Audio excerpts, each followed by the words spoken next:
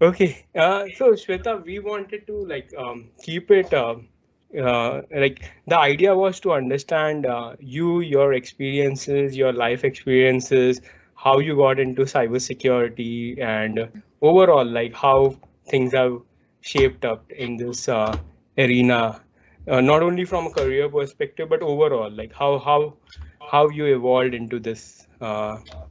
How you evolved into this field, and what would be your points that you can, I mean, what would be important points that you can tell us that companies starting out, should keep those in mind when they are getting into this industry, or when, yeah, overall, when they are going about their careers and lives.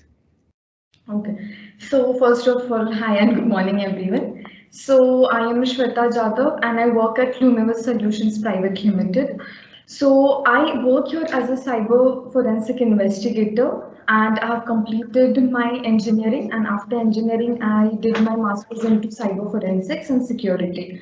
So, what I have understood since the time I have started working in this domain is no matter which country you look after, one thing is there that post COVID, the cyber crimes or the cyber attacks have increased tremendously, considering most of the people are doing work from home. That is their second, most of the videos, even though they are for teaching purpose, but still since the content has become pretty much online available on, you can say, Google or YouTube, so what used to take time to study, for example hacking, now it has become quite easy for anyone to access it at any time. And what people don't realize is the newbies, what they don't understand is when like they are pretty much in hurry, so the thrill of hacking into someone's system or website, that gives them an adrenaline rush for some reason. But what they have to realize is to respect someone's privacy, just the way we respect anyone's privacy even in normal life. The same is applicable when we speak about cybersecurity, because website or the system or the infrastructure of any company is very much personal and private. So getting that kind of information and leaking that information and selling it on dark web is completely illegal and very pretty much wrong.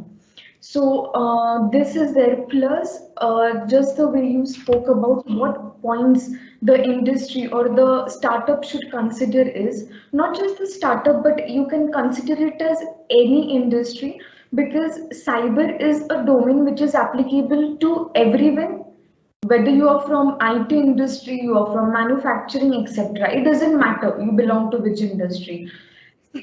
When I speak about cybersecurity, there are 2 points. One is mandatory points and one is good to have. So when I speak about the mandatory points, which is each and every company or the organization should follow cybersecurity policies and framework. So when I speak about policies and framework, it means are you changing your passwords? Because most of the time, what we get to see, the router or the Wi-Fi passwords are the default ones, like admin 123 or just 123456. Or we usually make sure that we keep something which is very much easy to remember. So when we talk about the passwords, so you need to change passwords. Let's say it is usually 1 month you're supposed to change, but if not 1 month, are you changing it once in 2 months? That is there. Then second, have you taken any data backup? If at all you have taken data backup, is it encrypted? If yes, then are you making sure that whenever some problem happens, the data backup you have taken, is it even working? So such policies and frameworks you need to implement, and not just implement, you need to make sure that you follow them. So these are the points that I said are the mandatory ones. Now, when I speak about good to have, so good to have are the ones, for example, if I talk about compliances or certificates, for example, ISMS certificate, PCI DSS. So these are the good to have. But no matter what organization you are working or from which field you belong to, the mandatory ones are, just the name suggests, mandatory, you need to follow them. Plus, when I speak about policies and framework, the cyber policies and framework, it is very much important that you have everything documented. Because let's say if I am working in this company and if at all I leave this company and join some other company, so the person who's going to come and work after me, that person should understand that whatever I have implemented, because if I don't, then there will be a gap which will be created, and then completing or completing the gap again will take pretty much of time. So you need to make sure that the policies or the framework that you are implementing is known to everyone in the organization and not just limited to IT people. Because what happens, like when people talk about cyber security, mostly people say हाँ वो IT लोगों का काम है, but it is not just related to IT, because the hacker is not going to perform any cyber attack or crime just by looking whether you're from IT department or not. Usually they target people who are not from the IT department because they are aware that the person does not have any knowledge. So committing the crime becomes very much easy for them. Yes. So, I mean, what, yes. So I can paraphrase what you said related to, first of all, you spoke about mandatory policies and must have and good to have.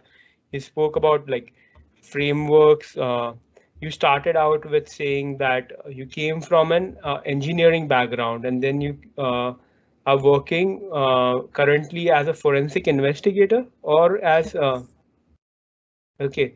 Uh, or as a CEO, not as a CEO, right? Chief Executive Officer?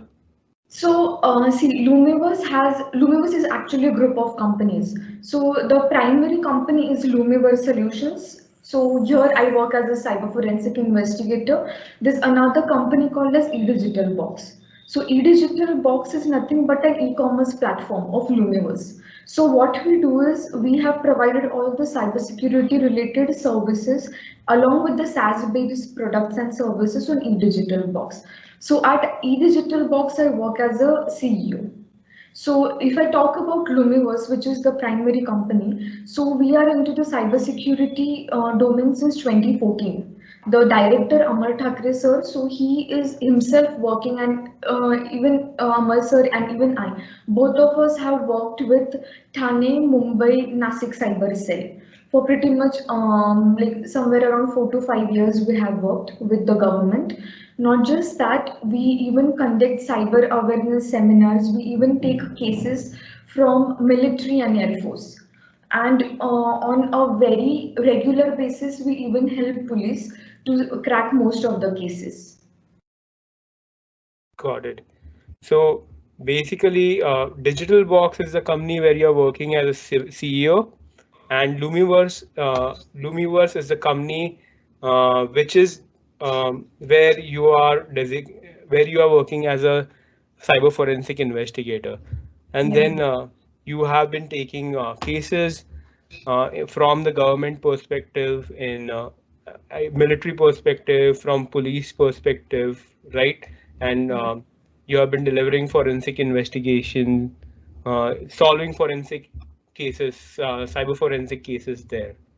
Yes. Okay, great. So with Digital Box, which you are working with, so basically, your role as a CEO, so this company, this entity itself is fully and is fully into cybersecurity and forensics. I mean, that is what they do, Digital Box, or they, I mean, as you said, it's an e-commerce platform, right? So they provide e-commerce services, and then you provide cybersecurity services there as a CEO. Like, I'm just trying to get my head around it. Yeah. Yeah.